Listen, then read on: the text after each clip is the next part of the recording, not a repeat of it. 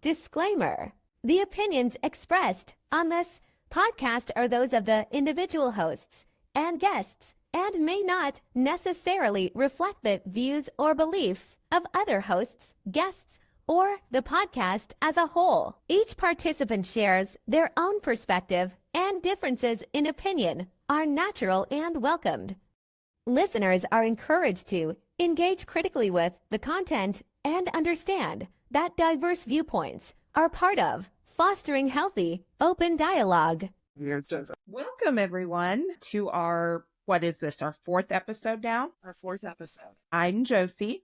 And my name is Bree.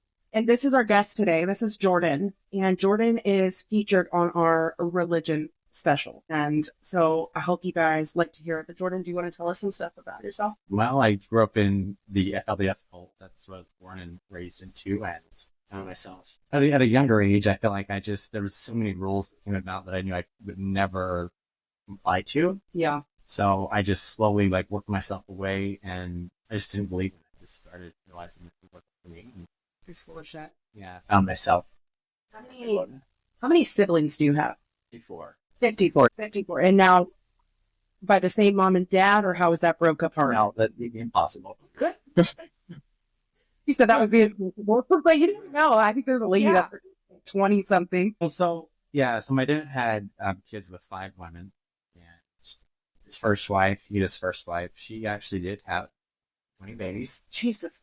Babies vaginally. They didn't believe in C-section? No, they did. They would if it was an emergency. Okay. They didn't believe in the juice epidurals. They did not believe in epidurals.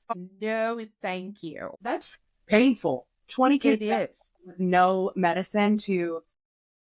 Yeah. No, but that is interesting. He said she was a top producer. Oh my gosh, that's awesome. Really? And then we didn't believe in any contraception whatsoever, right? And That's like to dating. have sex was to replenish the earth. That's what we were supposed to do. Women were supposed to wash, cook, and sew and have babies. So that's what their purpose in life. That's literally the most... I'm the anti of that. You go wash the fucking dishes, you go produce the baby. So they would hate me in Utah, you know? Yeah. So your mother is a what for the FLDS? So she went through nursing school, and she actually has a master's degree. So she became a nurse first at RN, a CM, certified nurse midwife, which is the highest you can go in midwifery. So she was the one with all the certifications to run the clinic. She helped set it up, even though she wasn't she was on the board. They just used her certifications. Okay. But she could prescribe medicine and do all the stuff because she had her master's degree and everything. Do they believe in vaccinations and stuff like that? Or are they anti-vaxxers? Early on, then they did, but as time went on, it became very anti. It became very I remember there was a big surge, and it was garlic was the cure-all. They believed in stuff like that. Turmeric became a big healer. There was a time where every morning we had to drink a garlic drink. It was a shot of garlic and ginger, and everybody had to do it every morning. What is that? Top ordered. What does that do? It was just supposed to free our immune system and supposed to be very helpful.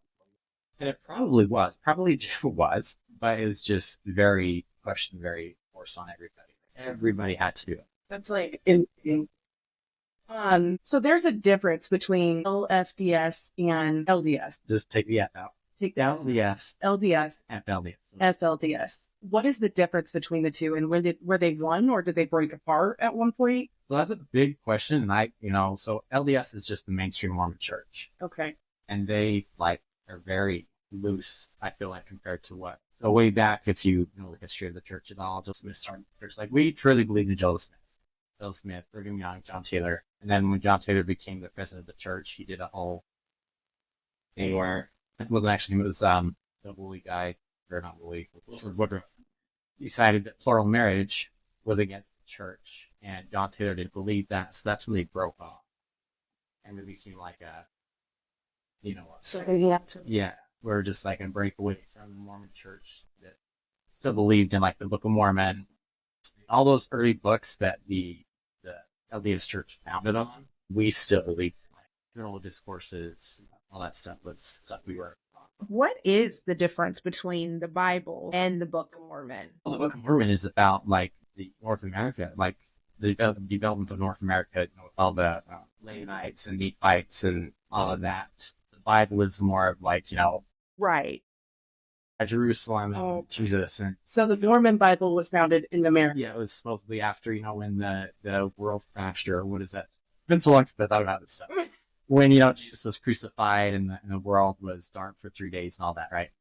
And then the Book of Mormon was about, that North America and the Nephites and Lamanites. Got you. Okay. And do they believe, like, if you don't believe in the Book of Mormon, you don't go to heaven, or like, what's the because That was what it was like counted on. But if you go look at, like, you go buy a Book of Mormon from the LDS church, it's so redone. There's been so much stuff taken out of it compared to like what we were. All right. Okay, Jordan. So we're going to get a little bit tougher into the life that you came from. So there's a lot of documentaries out right now, like a lot, about the scandals of Utah, like that are just taking over Utah and coming out. Do you know who Waren Jeffs is? Yeah, of course. That was What was he to your family? He was God to us. There was a picture of him in every room. There wasn't a day go by that we didn't hear his voice, that we didn't like listen to the recording or read a sermon from him or something like that. Has he been to your house before? Like, yeah. He would come around every once in a while. It would be like a surprise visit. The last time I like physically remember shaking his hand, he came to our house and talked to my dad, and which I know we were not to use the term dad. Okay. It was always father and mother. He never used mommy. It was always father, mother. Is there a reason for that? I think it was just one of his crazy rules this is what I believe with him, is he tell like 1,000 truths to get you to believe a really dark one. So he would throw in a lot of stuff, a lot of like fluff to kind of disguise what was really happening. Did Waren Jeffs ever like try to inquire, because he's known for his younger wives being the ages of 12 to whatever age, but preferably his preference was 12 to 18. Did he ever try to inquire about one of your sisters that you knew of? Oh yeah, of course he did. But part of the reason that, I kind of riffed with my dad, because my dad was very loyal to the president of the church before him. Yeah. And so funny, I was like, my mom's in town, we were talking about this earlier. When she was younger, the age was more like, it was like 17 to 19 was kind of the ages that women were getting married. The girls were getting married, I should say. Yeah. In my day, like 15 to 18 was like very common. 15, 16 was very, very common. And in fact, if you were a 19-year-old as a girl, you felt bad, you felt wicked, you felt like you were not worthy. If you were not married. Yeah, if you were not married. Wow.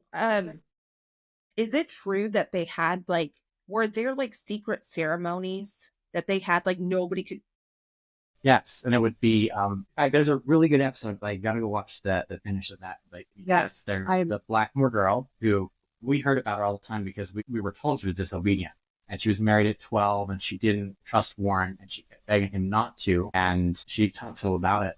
And yeah, I've seen it. How they would, is it the one that we watched? The one where she talks about the assist, and that's like where the other women, older women, or just the women, they weren't old, right? Right. They're all like 18 to 25. Right, but they were considered like elders or something. The former wives, and they would assist in helping getting the young bride ready. That's fucking disgusting. Consummation, and they would shower together and shave all their hair together, all their.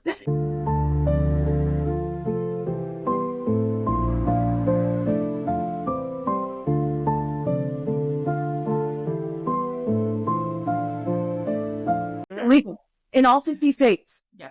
Yes. Yeah. I'm telling you, if you watch that episode, at least for me, the anger I felt and it's so heartbreaking because to me, it's like this baby child, this child, you're supposed to protect, and they're just doing all these things. They're setting them up for. So it's awful. Seeing that pisses me out the most. This is a 12-year-old realizing that she's around all these adults and they are not doing shit about it. They are not doing jack diddly to help this girl. She knew, she knew he was a wicked man. And this is Waren Jeffs. I have usually kept up really, I've sent you and Josie stuff, and I came can't believe that I don't know what you guys are Oh, yeah, you have to watch it. You don't watch it because It's on that same season. It's the last one. It's called Child Brides. okay. Because I know that like the Secret Lives of Mormon Wives are super popular on TikTok, super popular on Facebook, and they glamorize this lifestyle that it's like glitz and glam and money and wealth and, you know, like everything's put together beautifully. And that's, so different from us because that's not how we were. well, Like he had money. Warren had tons of money because But we were y'all had to, nothing. We were to yeah. live on 10%. You know, we were to buy everything that we could except for what we absolutely needed. Now, I got a question. Do you think that being brought up in such a strict, you know, like religion type, you know, based in your home, that a lot of the people that leave, they become very promiscuous or they turn to alcohol and drugs? Do you think that bringing up has any effect towards them, like completely turn? It's, you know, Absolutely. Absolutely. I've seen it just like totally wreck people. And one of the saddest things, and it's kind of faded now. And I think it's because people have realized what's been going on there more and more. But especially when I completely was cut off from the community, so to speak, there was a lot of people like my age, around my age, who the church cast out, sent away, said they could no longer be a part of the church. And they had no idea how to live on their own. And they were that's what I was going to ask. They were just dumped with Like shell shocked almost, right?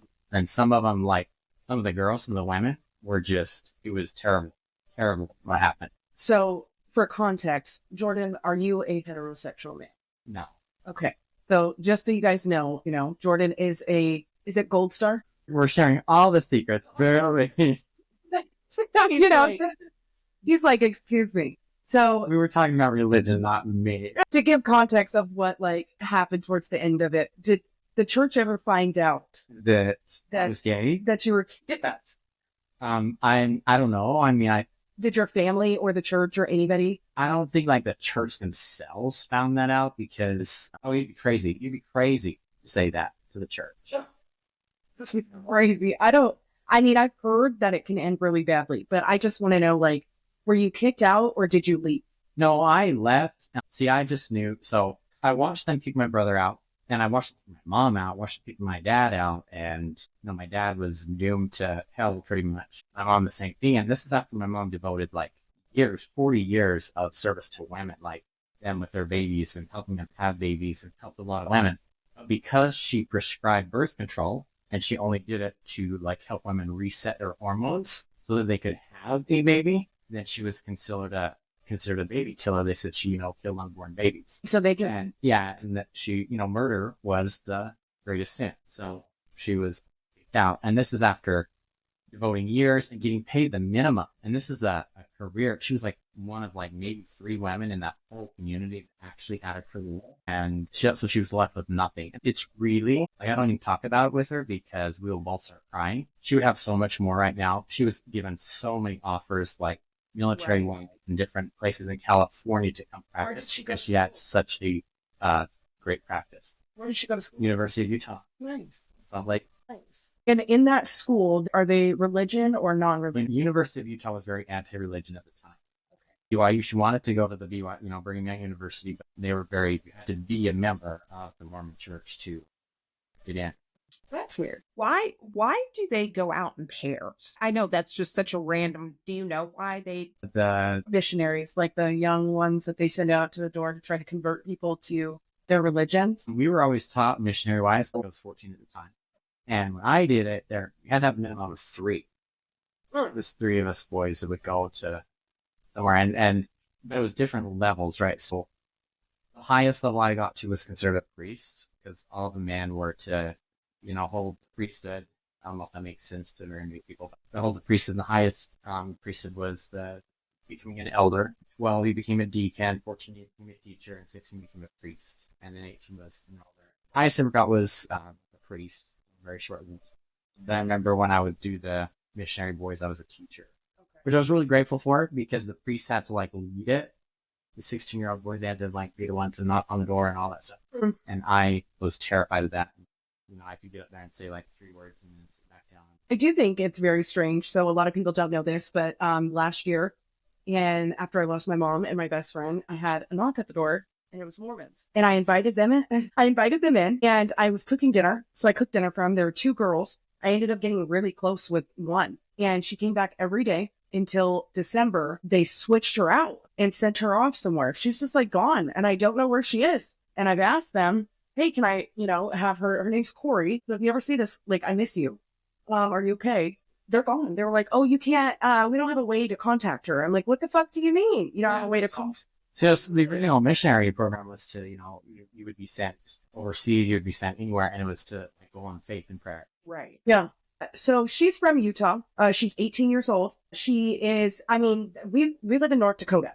So we're negatives. We have snow. We have everything. She would come to my house at 8:00 at night. 2 girls, 18 years old, 8:00 at night, knocked on my door.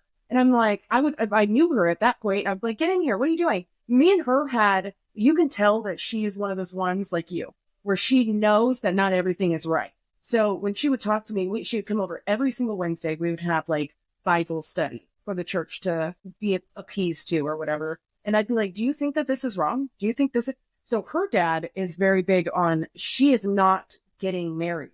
She's going to school. She's not a baby producing machine. And I was very like, love that. Versus the girl that she was with was 16. And she says, that's my duty. That's my, like, it was like almost like it had been embedded in her that you're like what you were saying earlier. You're supposed to fucking shit, shower and shave and shut up and produce babies. So they're just the 2 polar opposite type of people. But she's just gone. They just like up and her. They were like, oh, she's in Fargo. I'm like, okay, can I have her number? Oh, she doesn't have a cell phone. Yeah, So one difference is like, we did not believe, like the women did not do that. Girls did not. That was totally on the men. Right. That was like an honor and a mission for the young men is to do the missionary. Yeah. So when they sent 2 boys after Corey left with the 16-year-old, I think a week later, 2 young boys, like 16 or something like that, showed up and they were like, hey, and I was like, absolutely not. I'm not interested anymore. Y'all took my friend. I love that girl. And I was like, no. So I want to talk about Waren Jeffs a little bit more and go into... Say what I know. Yeah, absolutely. That's why I'm here. So there's a lot of documentaries that came out on Netflix, Hulu, all of that stuff about Waren Jeffs. We talked earlier about how you do know these people and stuff like that. What happened in the community when Waren Jeffs got arrested? Was there... it was like desperation. It was like for 3 days. Everybody was like... Yeah. Where they and he like still preaches though. Like I saw something that he would preach in jail. Oh, yes. No. We would go to church and hear him over the phone all the time. He would come over the phone in church and they would like play it all. Yes. I love all of you. So after Waren Jeffs was arrested, yeah, he did the online, like, I seen like a catastrophic downfall in Utah on the documentaries of like people losing their mind. Like he was convicted of heinous crimes, child rape, child underage marriage, assault, battery, you name it. This lowlife was arrested for it. And then you guys needed a new prophet. Is that what it is? No, he was still the prophet. Okay. This was fight tooth and nail to keep him. Yeah, he was like the prophet and there was no... Did somebody him or did he just... So just a little backstory here. After all said and done, there was people like, for example, my cousin Willie, who was actually got a degree in law, who was trying to defend the man clear until he heard that recording of him and Marianne. Yeah. Which, by the way, myself, Willie, Marianne, we're all related, like on our mother's side. Right. So once he heard that recording, it was like night and day difference for him because of that. Up to that point, we'd been protected from all of that. Yeah. We didn't know that's what was going on. Once he heard that, he knew it couldn't just come and like blurt that at the pulpit, right? Because then everybody would have, thrown tomatoes at it or something, right? And so he kind of like, that's when he slipped out of the picture and was like, this is crazy. He's definitely going in for this and he needs to go in. Yeah. So there's different people that like started investigating that a little bit more. We'll add the clips of this conversation that we're having. If you guys have not seen it, we will definitely show you guys what this conversation entails. So Waren, when he was a young man, he became the principal of the school that we had in Salt Lake. That was, by the church. What's the name of the school? Is it the one? Altai Academy. Okay. Yeah, that's... Yeah. So he became the principal. And the thing about Warren is he's very, very book smart. And he's incredible at math. And he would sit from like reading books. One of the things they found that he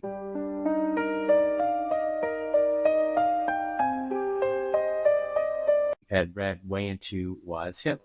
And, you talk about like Hitler and how he created an army, right? The Nazis who would fight for him. That's literally, so one of the sayings that we always heard growing up was, raise your kids as calves in a stall. They don't see anything, they don't hear anything except for what you feed them, right? What you give them is all they see. And I'm just like, yeah.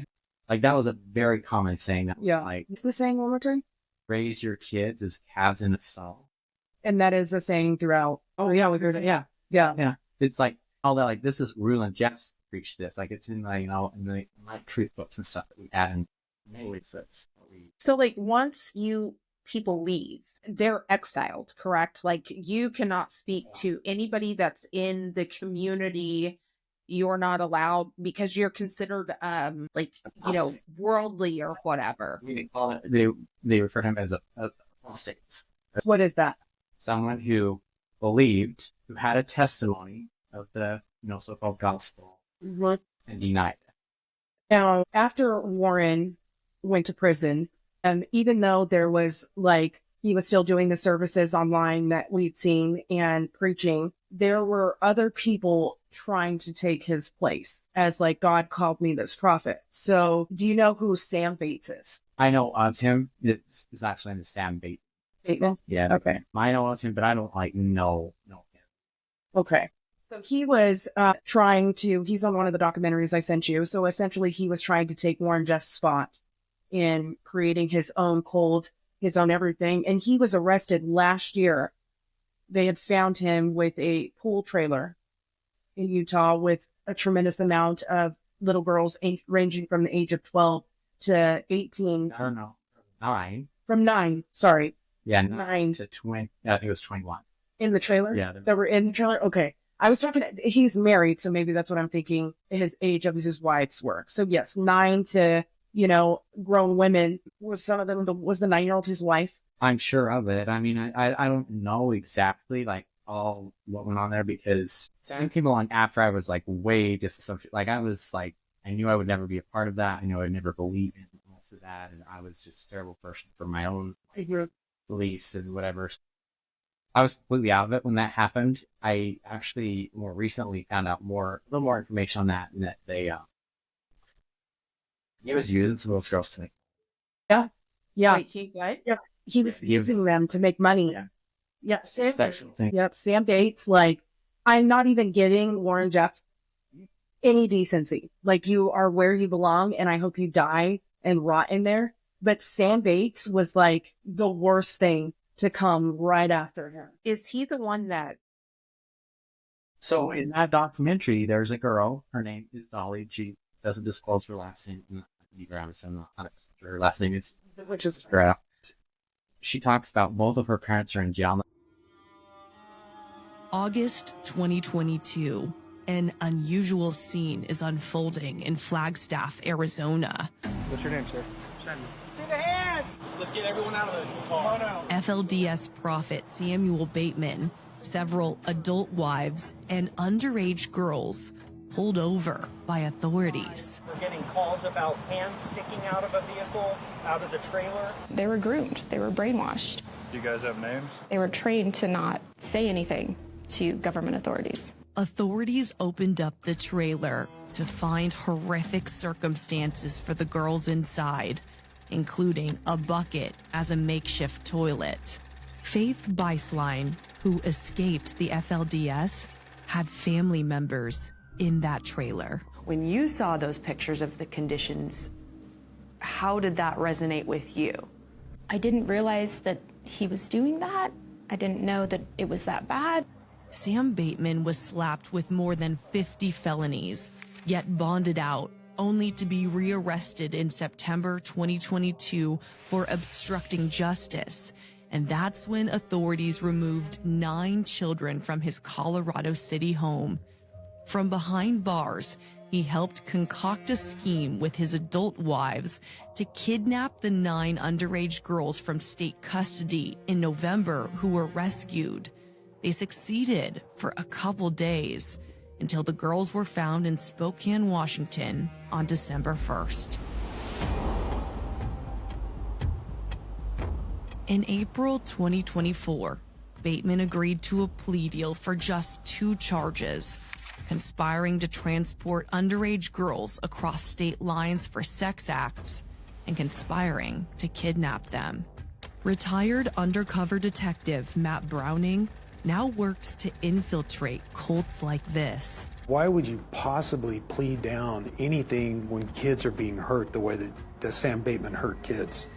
They took plea deals too, and at the end of July, 3 of them were sentenced to 2 and 3 years in prison.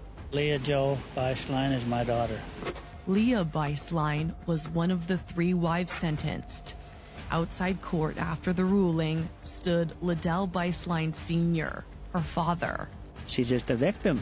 As far as I'm concerned, Samuel Bateman's God is the devil, and he's a fraud. Yet Liddell Beislein Sr. is still part of the FLDS. During the sentencing, it was revealed Leah still considers herself a spiritual wife of Sam Bateman. And I was sorry to hear that. I would hope that, and I still believe that all these people will eventually come around. That remains to be seen, but there are people who are starting to form new thoughts and beliefs. The young girls who were rescued 2 years ago from Bateman's home and that trailer. The trailer that still sits on Bateman's abandoned property today. It's different for each of them, but for the most part, they're doing well. They're in school. They have all decided they do not believe in Sam Bateman anymore. Faith Beislein now helping care for them, all of them now between the ages of 13 and 18. They're so focused on growing up and like exploring the world and like seeing all these different options out there and like, what do I want to be when I grow up? You know, these are things that they didn't get when they were there. How difficult is it to deprogram a child's mind who has grown up in this environment? Well, first of all, you have to be with somebody who has left that, who can understand and know what that is. They have to feel love. They have to feel trust. I don't think people realize the length of Faith wanted to go to get these people shut down. And amazing, amazing what she was willing to sacrifice and do just on her end. Faith, like many others, now waits to hear the fate of Samuel Bateman. His plea agreement recommends 20 to 50 years behind bars, but one of his convictions carries a possible life sentence. While she only hopes the rest of her family will eventually leave Bateman and the FLDS behind, she's focused on helping the young girls heal, who now have a full future ahead of them for the first time. I never thought that I would see my little sisters like this, my nieces like this. The world is their oyster. Brianna Whitney for Arizona's Family.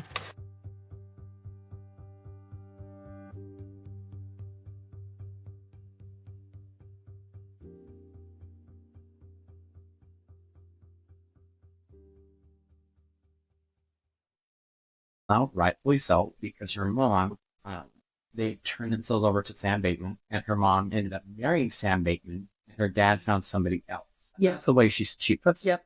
And they were in jail for rape, Yep. underage, and then also tons and tons of child pornography. Yeah. Which is, so my question is, so I have 3 questions I want. Did your dad ever marry anybody young? Like a minor?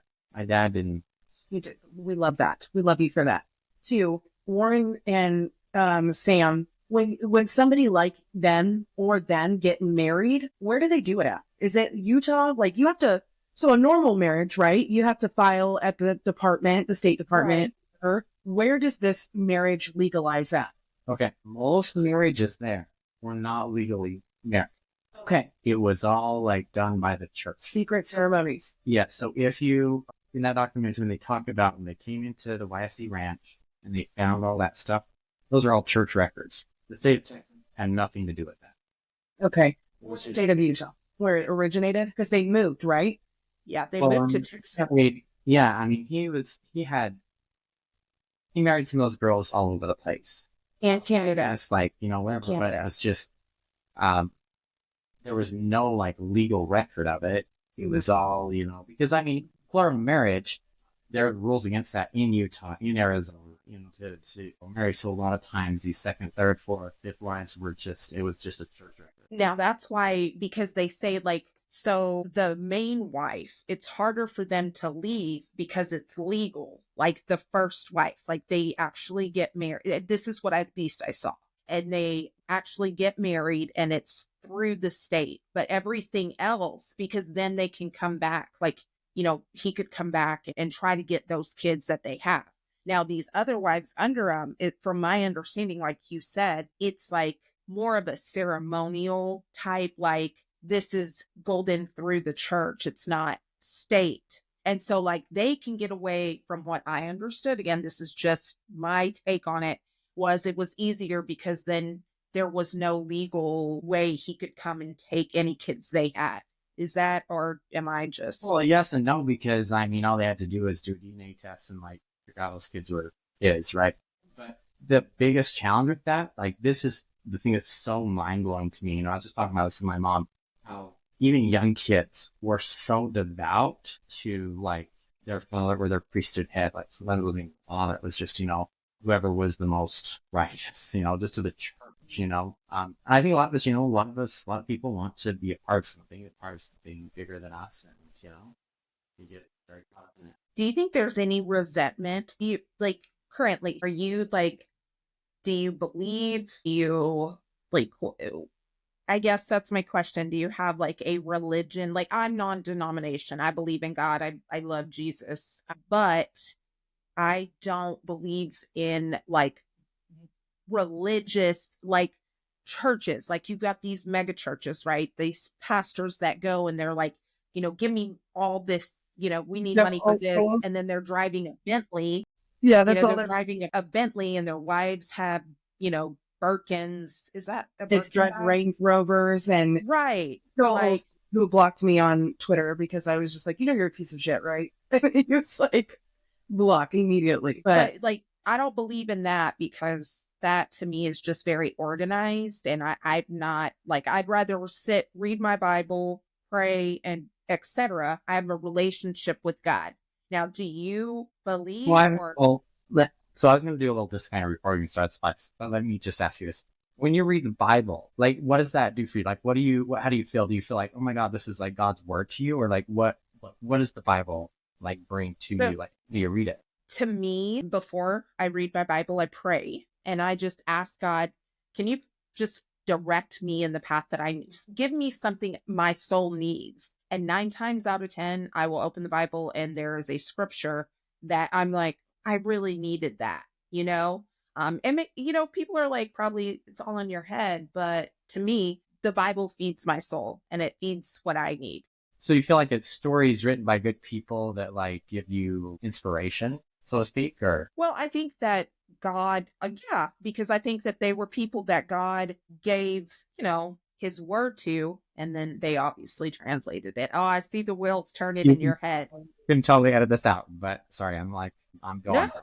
Okay. We love it. So you say you believe in Jesus. Yes. What do you believe? Do you believe that Jesus just is among us, or he's going to come save the world? This one man's going to come like save the world, or like what? I don't think he's going to come save the world. I think he's going to come back for the believers, right? Like and then this is my be a road that like when everybody walks up it to heaven or something.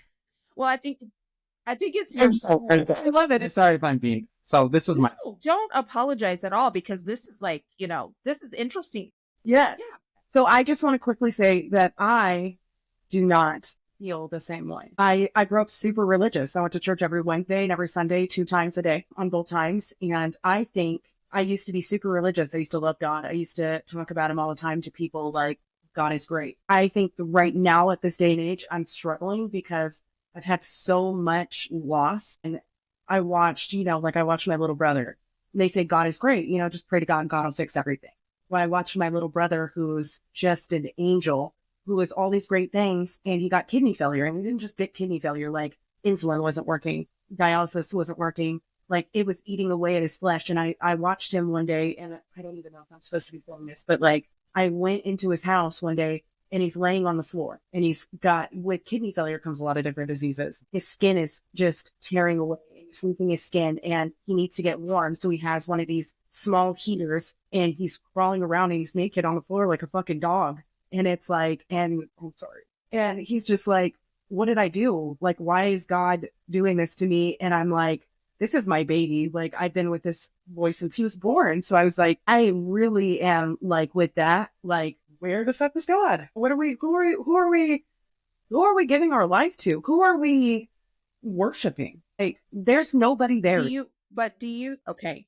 And this is me, of course, being me, because, you know, like I'm just that person. I know. Do you want a break? I never talk about my brother, bro. Never. I know. Like, it's so well. I remember that because you called me and you were a hysterical mess. And that's okay. Road for 6 hours. Yes. After that day, because I live up here in North Dakota and I hadn't seen him. So I was like, you know, and this is somebody who praised God. I mean, the day he found out he had kidney failure, he was sitting on the hospital bed with the Bible. And he was so sure. So sure. He was like, we gather. Let's pray. Let's talk. God's got this, you know, and it was 2-3 years later, I'm watching him crawl around on the floor to get in it. Like, it is like something out of a movie that, like, what happened to, and it literally haunts me. And all I think about is, where the fuck was all this God that everybody is like so gung-ho about and creates churches and religions and cults and all these fucking things around this person? See, but that hurts my heart because I'm like, Cause me, and I see his wheels turning, but like to me, like, so same way, you know, that's great. Right. So like I have lupus. I'm very, very sick. Bree knows this. Like I go once a month for infusions. I'm down for like 3 days. And people always ask me, they're like, how do you have this positive attitude? Right. And I'm like, I don't blame God. I'm like, this happened to me. And I feel like it's more something that I can use to help others. And I wasn't always like that. So like when I lost my mom, I was a complete wreck. And I blamed God for a long time because she was like an angel, like literally Proverbs 31, that virtuous, that was my mom. Like, what'd you say? I said, I don't know what that is. I don't know what it's like the virtuous woman, like her kids praise her. She wakes up, like my mom had a prayer list that would go on. And at the time I didn't understand it. I was like, God, there's so many people in the world that he could have taken. Why my mom?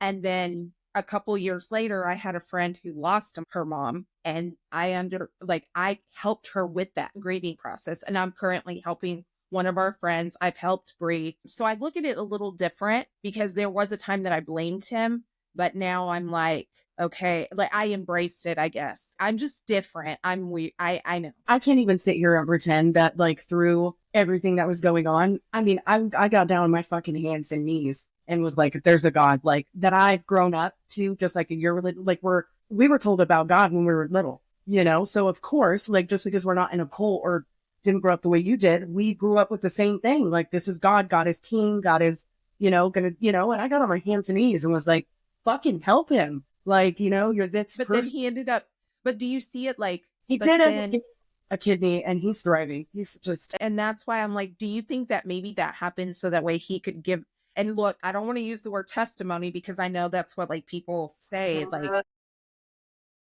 but you know what I mean? Like, you know, it's like the story that he can help tell to help others that are going through something similar. So I want his, like, give me your answer, but then I want to see what he says because I see like all these wheels turning in his head and I'm so fascinated with your friend right now. I love it. I told you. I was like, I slowly, like, we work together. We're not going to say where we work because people try to get us fired. They will. Right. The strip club. The internet is a scary. He's like, the internet is such a crazy place. But when I started like slowly learning about Jordan, I am fascinated always with every documentary. Like, I'm going to watch I want to know about every cult, every lifestyle. I really started with Waco. Like, that one was like really, I watched it like times. That's so close to where I live. Like, it was I remember being a little kid watching it on the news. Yeah. And I was like, people follow people. Like, that was my first. See, that's what we thought that. To this day, there's still people who believe, like, branch Davidians. There's still Yep. people who believe that he was like, it's so great. But I think you hit the nail on the head. Like, so many people just want that like love and want something. They're striving for something, that, and people that are in positions that are predators. And I don't even mean sexual predators. That can be any type of predator. They prey on you, and then you're in a situation where it's a little scary to get out. Yeah. So do you want to answer that question? I don't even remember the question. It's like, what's going on? She believes, what's the question about, like, do you believe that there is something, like, what happens after, right? Is that the question? Like, do you believe in God? What do you believe in right now? Or are you just chilling? Are you just like, I guess that could be the question. I don't remember either, but I think it would be crazy. I think it's crazy to think that there's just one man that can like save the world. There's so much evil in the world that happens one man save the world. You know what I mean? I think it's also crazy to say that there is no God. There's for sure a higher power. There's something above us that like helps us and guides us more than we even realize. I love this quote. I heard this quote a long time ago, and it's, God is great, but when man gets involved, it becomes a business. And that's like something that I kind of live by. And I realized, so when I first like broke away and I was just like, even somebody saying the word God or pray would just almost trigger me. I was just like, oh my God, I'm like, for what happened and how everybody, people who, just my mom, for example, 60 years of her life just devoting to this thing, and to have it just like kind of slammed in her face and like, oh my God, she's a yeah. And like the family turned against her. Like there was a time where kids did not talk to her, and it just about broke her because we were so, like my older brother to this day, like has a hard time trusting her because he was basically taught she was a piece of shit, and Right. everything she could. Your dad left her? My dad was sent away and, sent out of the church. And at that point, then that meant any of his wives were not married to him, and actually 2 of his wives remarried. Oh, 3 of them, sorry. 3 of them remarried to other guys. And then my mom just didn't want to get married. And, knew that he couldn't. She was a little uncontrollable compared to, some of the others. Love that. We love a wild woman. Love it. So I think that I believe in Jesus. I actually do believe in Jesus. I believe that Jesus was a very enlightened man that came up on earth, and he just knew what he was doing. He was very enlightened, and he taught that. And I think it was too much for people. Because if you think about who killed Jesus, it's the churches. Churches killed Jesus. I think that if he were to come down and see like how people use his name, I think he would be so disappointed. I don't mean like me being like, oh my God. I think it's more of like just the way people blame him for like, oh my God, he's going to come save us. No, you're going to save yourself. He can tell you how to save you, and he can give you the tools for that. But that's your responsibility. That's just what I believe. Right. And that I just think he would be so disappointed in the way that churches throw his name around the way they do, because there's proof that he was here. By the way, there's proof, if you go, overseas and like in the church, and there's different things. There's that one chapel that supposedly has the blood on the. Yeah, I'm trying to find it. I want to see it. But I actually genuinely believe that Jesus was a man who walked on the planet here and taught enlightenment. I just think that he was, especially if he is as enlightened and as humble as he was, he would want us to laugh, want us to have fun, would want us to be like, like when I say Jesus about something, right? I think that he wants us to have fun and wants us to like embrace that and not. Yeah, because like my husband, sorry, go ahead. No. Sorry. Because my husband has this quote, and like, so my daughter growing up had a friend who was agnostic. And so, that's like believing in a higher power, but not necessarily God, right? Like she wasn't atheist. So there's like difference. And so he was talking to her, and my husband has read like the Quran. He's read, like, it's like he engulfs himself in a lot of stuff. This right now. Yeah. Wait, Yeah, what'd you say? The Quran is just I said I feel anti-religious right now. The Quran is Bible. Oh yeah, no. Yes. So he's read all of it, like everything, but he said something to her that's always stuck with me. And when I talk to non-believers, I always tell them this quote. And he said, I'd rather believe in something, and when my life ends, if it's true, then I'm going somewhere. But if I didn't believe and I go somewhere like, and then I'll have to get the exact quote and put it in here. But it's so amazing though, right? Like, because if you don't believe and, you know, there is a God, then you pay the ultimate price, you know, the not believing, as if you do believe. And what has it done? You've believed your whole life. I don't know. I don't know. See, I put something in there and I had it in my head and then I started rambling. So, yeah, there's like way not enough time for me to like explain the whole, like, and that's why when she's like, oh yeah, explain the difference. Like, there's so much. Yeah, there's so much that we were at dinner talking about it, and I think it was like 3 hours. Yeah. Of just deep diving in the differences and when they broke off and stuff. I am super nosy about something that's currently happening in Utah right now. There's like a deep investigation into these people, and I am on your shit. I am gonna watch everything. The Kingstons. So I know. So the Kingstons pretty much own everything in their little town, almost. Yeah. Yeah. So there is the 100 Men. Have you ever heard of that? They have a list. So this is a family in Utah, like a high family. Am I correct? So have I heard of that? No, but also yes. So in the church, right, the Mormon church, there's the First Presidency. And this is hold on really quick. This is the real Mormons, not the like not yours. Even us were taught, you know, there was the highest priesthood, which was the prophet. He was the leader of the church, right? And he had his whatever it's called. Oh my God. It's like he had his first and his right counselor and his left counselor, and that was the highest priesthood. And then there was like the bishopric, and then there was, you know, the 12 apostles, right? We believed in the 12 apostles, and then the 80 something. So all I'm saying is, did I hear of that? No. But what I feel the Kingstons did, they took this stuff and made a version of their own, right? Yeah. Saying that like, oh, you know, we are of the blood of Christ and we have to like, so for like produce with just our own blood. Like it was just them taking different things, right?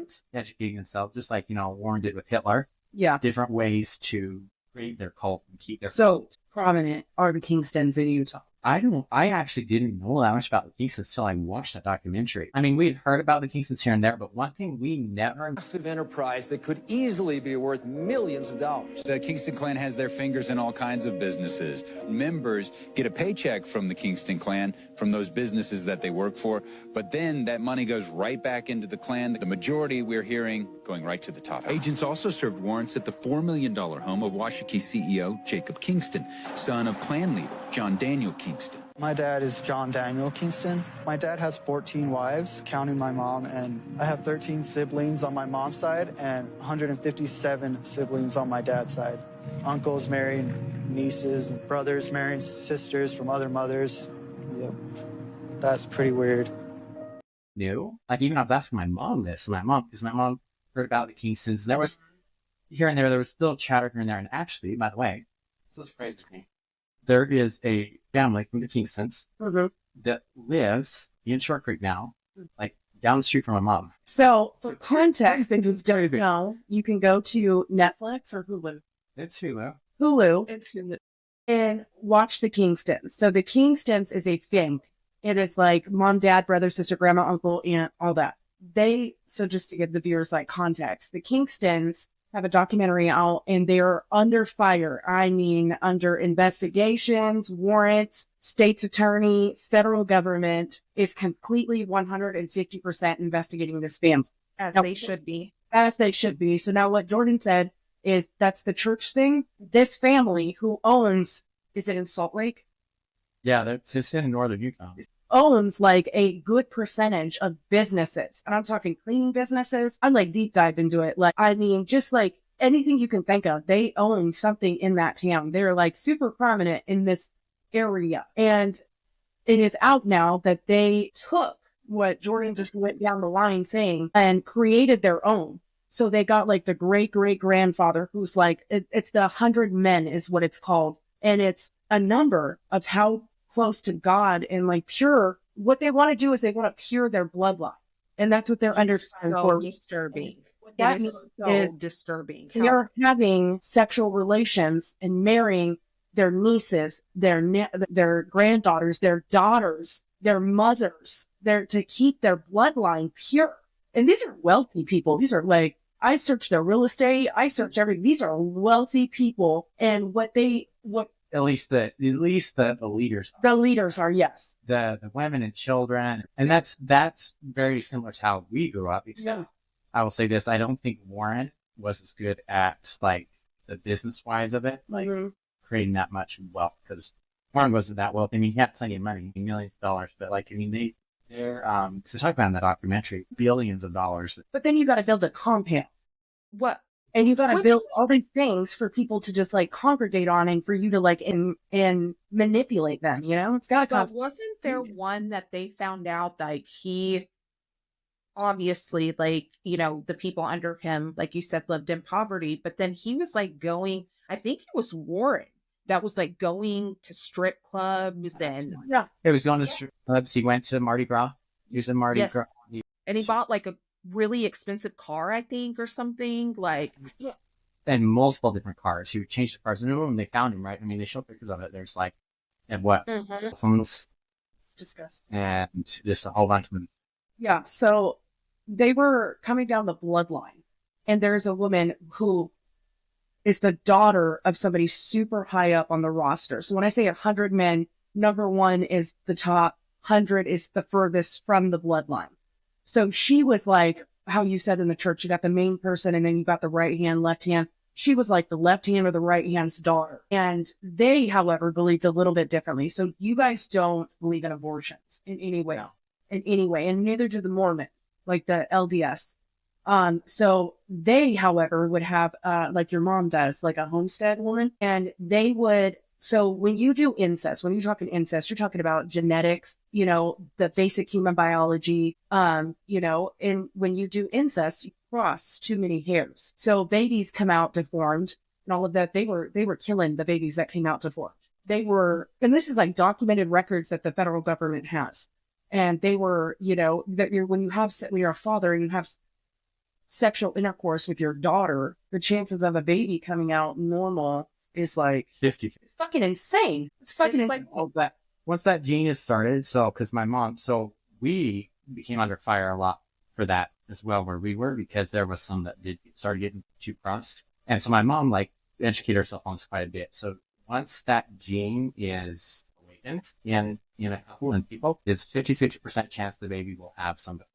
And are we talking, when you talk deformity, because they just said, you know, that we would murder the babies. They would literally give birth to the babies, test them for all the genetics. And if they were deformed in any way or had anything, and mind you, I don't mean this in any way, the ones that are still alive look like they have some crosshairs, you know what I'm saying? Like, and I don't mean that I'm laughing. It is very sad. You can tell that they're related within a family circle. So like, what do you guys do? Oh, you fight tooth and nail to keep that baby alive. Okay. I know a couple that, so actually the mom in this couple is my sister's daughter. And she had four babies, I think it was. 5 babies. One of these 5 babies could actually walk. The others could not walk. They were all just... Are they a product of incest? Yes, absolutely. She married her, I think it's like her first cousin or something like that. And it's like... Well, that is too close to home. And it's like, I know this is should not be joked about. No, it's fine. We ended up like, you know, I mean, it's like to just wake up every morning and lay her kids out to dry on the couch because they couldn't do anything but just lay it. And some of them had oxygen, some of them and then give medicine all day. Did she fight to keep the babies alive? Yeah, absolutely. They should have been these were like they were missing part of their brain. They were missing like different things like that. And so that it was like, well, the doctors told them what was wrong with them. But, you know, we were scared to death to like kill even like abortion. If you had an abortion, you were out like sauerkraut. Like that was it. You considered. What happens if you give birth to a baby who's genetically not okay and your family? Just spend as much time and money as it takes to keep that baby alive till it dies naturally. Question. So if something like that happens, do they stop trying to produce with that person, or do they keep?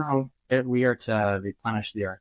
That's what I knew. So this couple, they knew that. They knew what the problem was, and they knew the risk.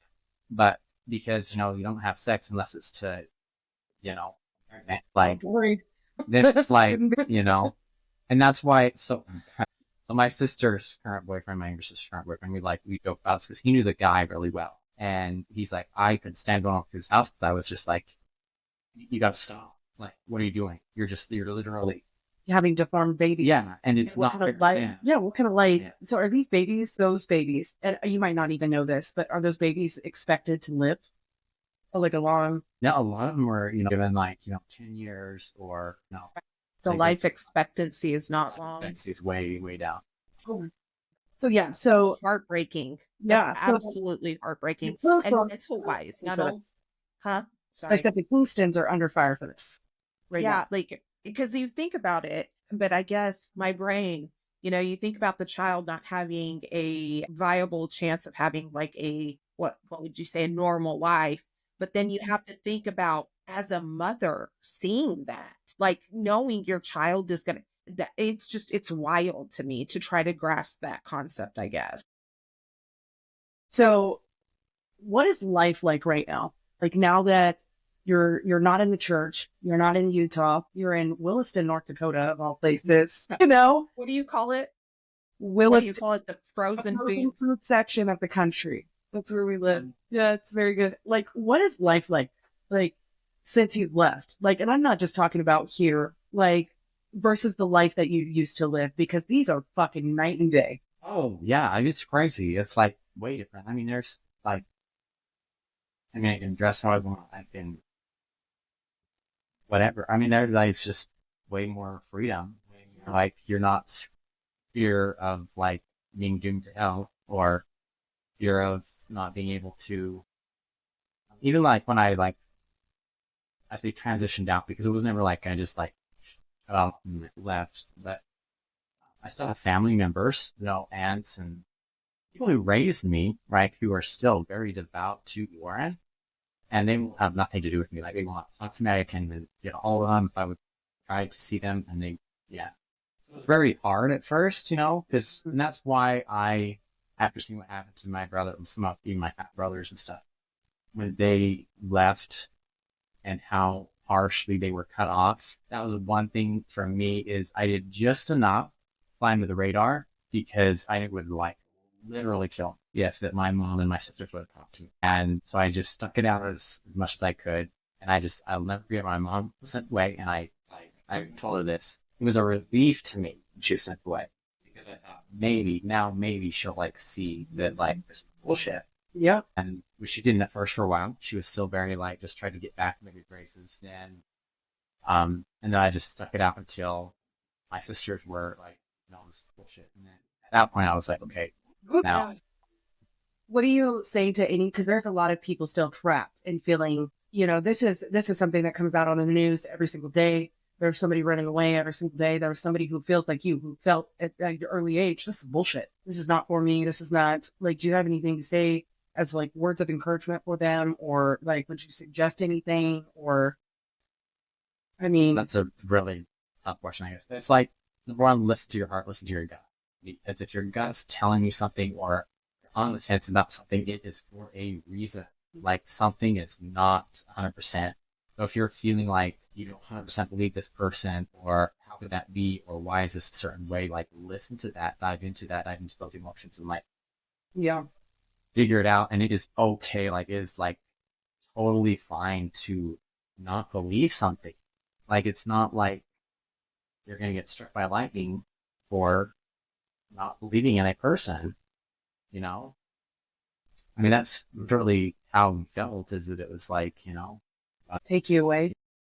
Are there any resources that are out there that you know of for people who are trying to get out, and is there anybody to help people that are trying to get out? Yeah, there's several movements, and especially in Utah, even that documentary that is we heard about her. Actually, I'd heard about her even way before the Tanya.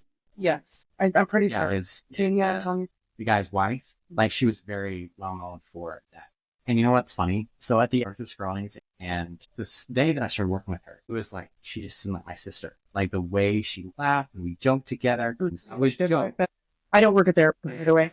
I don't work there. Jordan has two. Oh yeah, I'll take that out. Yeah, Jordan has. No, I'll say that. It's okay. But I don't work there, so don't call. But I don't work there. Jordan. No, we'll edit that out completely. Yeah. I don't want anything. But I always joke that she's my work sister. Okay. Because it's like, I don't know, we just get at each other, but also I love it when she was there. You know, Yeah. worked really well. And she knew right away that I was from somewhere. Like she knew I was like, must be Mormon or ex-Mormon. I knew it too. And I knew it. And then I found out that her sister is in Arizona. Right. And her sister worked for and was a refugee. So her sister has had several girls in her house that, and she won't name, because I was like, just give me the last name. I just need the last name. No, just name it to me. Tell me who it is. But she won't, because out of protection for these girls. Okay. We're going to be definitely through some references at the end of this, some sources. There is a law firm in Riverside, California, that is doing lawsuits against the church. So there's several churches. So I don't really know the details. You would have to call the lawyers firm, but we'll have a post at the end of this with all of the resources. Yeah, for you I guys. may try to put something on our website so that way, we try to have resources for, whether it's DBSA, suicide prevention. I would love to put some resources up for anybody who is wanting to leave and get some help, because, like you said, it's a scary situation. I'm sure. I can't even imagine growing up and then getting thrown into a world and not knowing what to do, where to go. It's it's a very like healthy, nice place, because if you could watch that document, the I Left My Cold, and there's the one episode of her name's Vicky. It says her name Vicky, and they talk to her and her son. She was married to Warren. She was married to Warren at a young age, and she talks about the whole thing. What she says to me is so on point, because before there was different documentaries that came out, and it was very much their perspective. Like even people talk to me about the Keep Sweet, Pray No Beg, and that's to me is it's more geared towards what happened to them. I mean, right, Alicia definitely deserved her. Some of that that's not what we saw, from our perspective.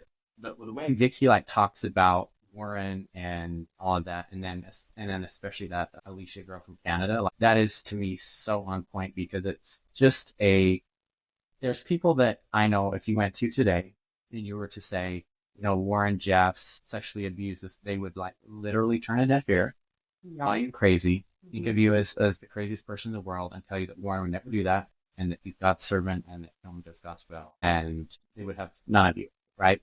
So it's a very I want you to know, as much as me and God are fighting for a relationship right now, I fully believe in anybody that's watching this, whether you're in one of these or you're in a different type or you're just sitting at home watching this, God does not want you to have sex with children. And first and foremost, it's illegal. Being married, I think what I truly believe is that every parent that allows their child, allows, or manipulates in any way to get married, for one, without their consent, two, under the age of 18, should go to jail.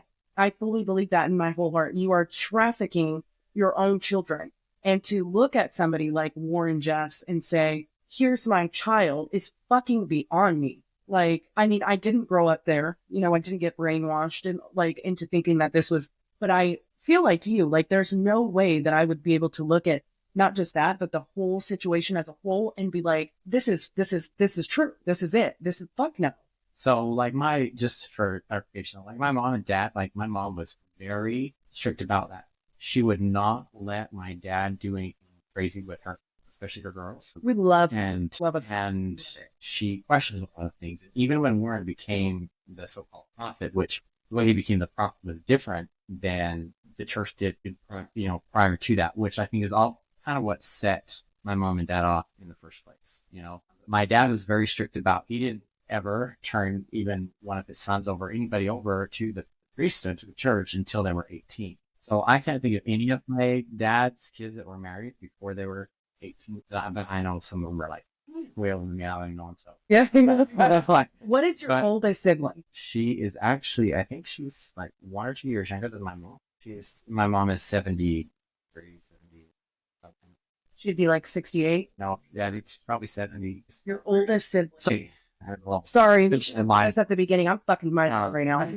My dad has a great granddaughter that's like 1 year younger than I. And you are. And I am 31. So what all I'm saying is like It's just been your dad's been busting it up. I could be like anywhere we went, like as kids, people would be like, oh no, is this your grandfather? Is your grandson? Like people didn't like What's my little nugget? His son, like it was always his grandson or I'm the third. I know that sounds funny. Most people have like 2 or 3 kids, but I feel like I'm like one of the youngest because there's only 2 boys after me. Yeah. But there is like several girls, I guess. But I'm part of the younger crowd. I was like younger crowd. That's so great. 7 when my dad was that's the year. So that was past that. I was 9 years old when my dad was passed out of the church the first time. How old is your dad today? He's he's in the grave, but yeah. Your dad's not alive? No. Okay. And how old is your mom? She was born in 1952, so whatever that is there. I don't want to. I know how to count. I always get it wrong. That's why. So my mom was born in 69, so she's around 60, 70. Well, you know what, Jordan? I think that when I asked you to be on here, I think that your story is remarkable. It's crazy. It's complete night fucking day from how I grew up and how Josie grew up and like what's happening in Utah, what's happening to you guys, what has happened to you, and what is continuously going on right now is fucking wrong. Like, it's wrong, and it's not going to stop until people start talking about it. So applying pressure, getting the government to do something, getting people to do something, getting even the younger ones that are like you to be like, this is fucking weird. Something's wrong. Something's happening. This is not normal. And stopping this from happening is truly what I like. Every time I watch something or I hear a different story, because I know so many people that have grown up in the way you have here, that live here in North Dakota. And I couldn't believe how many I've met since I've been here. And it's like, they all have just been like, no, bullshit, and I'm sorry. Oh, don't be sorry. I am sorry. I know, but somebody should have helped you and took your family. And I truly love that. I think I grew up bad. And then I'm like, I hear this and I'm like, oh my God. It's not like that simple. Yeah. You know what I mean? Yeah. It's not like my dad could have like stood up one day and said, we're all just going to like go our own way and we're all going to do like whatever. Because I truly believe that my dad did love his kids, but I think that, it's so many of us that I think that it was hard to like have a relationship with each kid, especially as he got older and there was a lot of pressure from the church. There's no single mom and dad dates or daughter and son dates. Well, just say this. So this day, my mom defends my dad. Like she thinks of him as her friend. She never talks about like, like, it wasn't like super romantic. They saw a lot of things the same way. Yeah. And so they became, always thinks of me as, I would just say, it wouldn't be impossible for him to say, oh, we're all gonna like, and that's what the church knew that. That's why it was so, when he was first sent away, they had pretty much everybody, his whole family turned against him. And this is after he did what he thought was right for his family. I think he did really right. If he never gave up a child, didn't exploit his daughters, didn't, Well, there was a lot of good there. Yeah. Yeah. I believe it. We might have to do a part 2 and deep dive into it. There's not a religion out there. There's not a thing out there in the world right now that is on my mind every single day, quite like LDS and FLDS. In Utah, in Texas, in Arizona, and all of these little fucking dirt towns that people are just up and building these fucking cults with. And it is. And I'll just say, when you say, you wish you could have like saved me, whatever. But I feel like if you're gonna blame, you gotta blame responsibly. It's just like my dad. Like I blame him for a lot of stuff. Like we haven't even dove into the fact of just how freaking racist that place was. There's so much there, but also, I know. I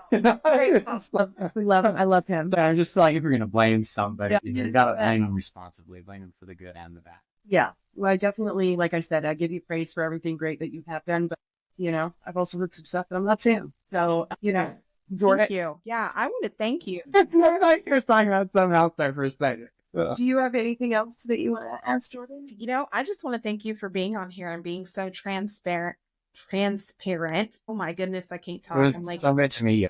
Yeah, it was great to meet you, and I think you have a wonderful story, and I I think you're really brave, believe it or not. Like, I know you probably don't think it, but I think you're really brave for even speaking on this, because a lot of people just like to bury things down and pretend like they don't happen. But at least you're shedding some light on some really dark stuff that's going on or that's happened to you. And so thank you. Thank you for coming on here. It was a really great. Like I said, we might go for it too. Yeah. And I am very interested because I know this story is a lot deeper than what's here right now on this. Oh, some pretty basic. We just did There was some we just covered the tip. So we might actually well, thank you guys for having me. It's my pleasure. It's the first podcast I've ever done, so it'll be interesting. I'm super excited. So I know that a lot of people are interested in this. So if you have no fans, right here is number one. There's be number two. Number two. Yes, you're amazing. I wish I was like in. I know it'd be so great if we were all like. I know that. But thank you so much. And I hope you guys love it. And at the end of this, we're going to put some resources out. And we really hope that you guys, get to them. And if you know anybody, definitely show them this. It could help. And we hope you have a great evening. Goodbye. Bye, guys.